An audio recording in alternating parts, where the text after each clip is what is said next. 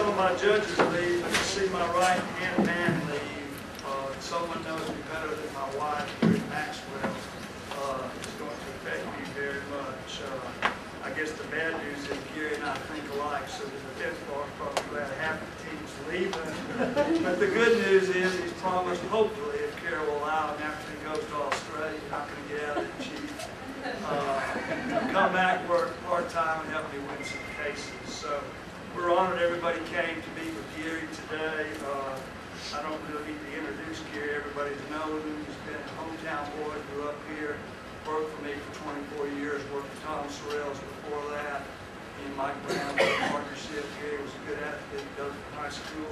You did, I believe, more cases in my courtroom than any other prosecutor except for Judge Benjamin when he was a prosecutor. Judge Benjamin did a large number. Gary did numerous cases. They're all most often big cases. You know, with Gary, you never knew what was going to happen at the end. There were many occasions where he would be up against a very skilled defense attorney, and just like the state's case, going down the tubes, and then it came time for the second half, final argument. It was Gary's last say. And he would start pointing out these things that we'd all missed and forgotten about in the evidence in the case. Bullseye, another win for the state. It happened time after time after time. And I've had the opportunity to see Gary in action all these years in the courtroom and outside, and it's really been a pleasure to see Gary at work, the way he's handled victims, the way he has been so attentive to the cases and to the evidence and to the rules of evidence. A lot of the prosecutors try to get in anything that might hit the wall and stick.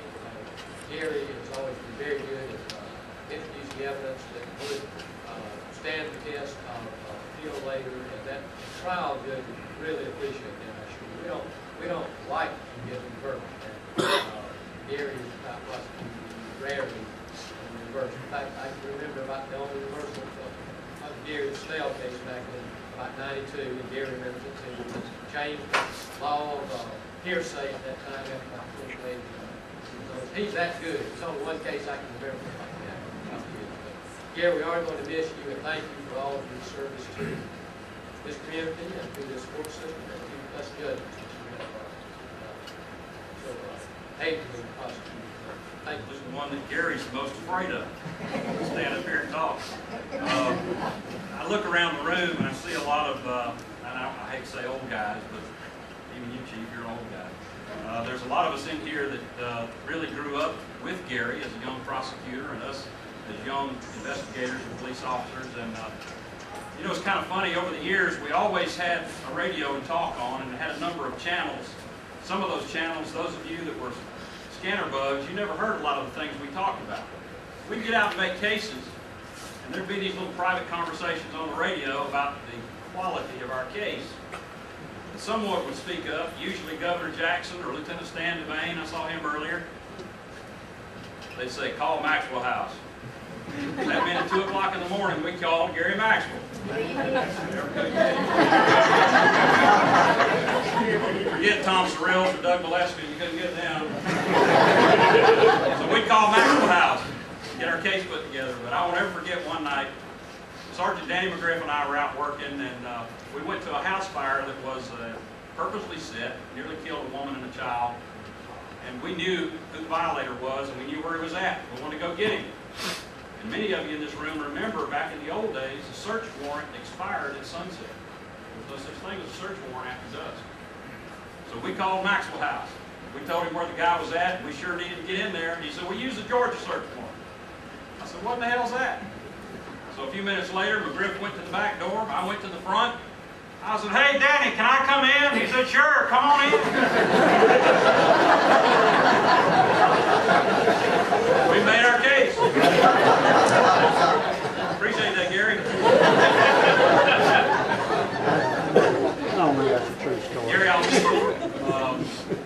first of all, it was an honor to know your father. Everybody remembers the old term, I'm from the government and I'm here to help you. When Ray Maxwell said that, you could count on it. And Gary's a chip off the old block. I look forward to working with you in the years to come. We'll be friends forever. My brother in Christ and my brother-in-law. Gary, thank you for their love. I'm gonna give it to Carol. Carol can make sure you get that trip to Australia.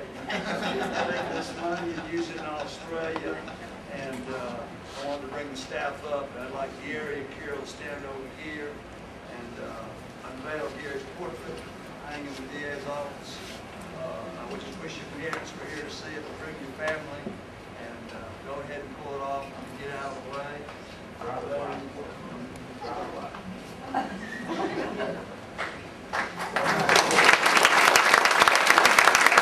Every year that I was kind of bragging, being a little boisterous about trying so many cases and being successful. I was talking with my dad about it.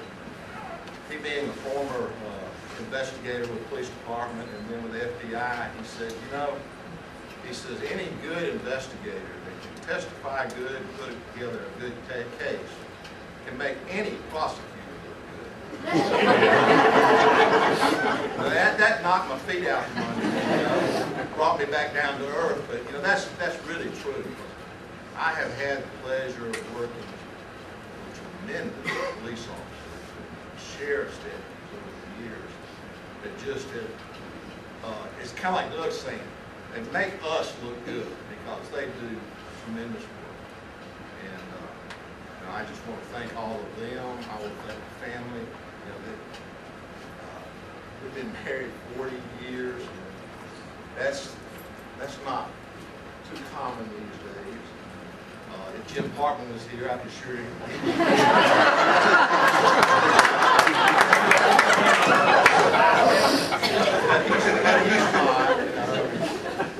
And I can say that because Jim and I have grown up together.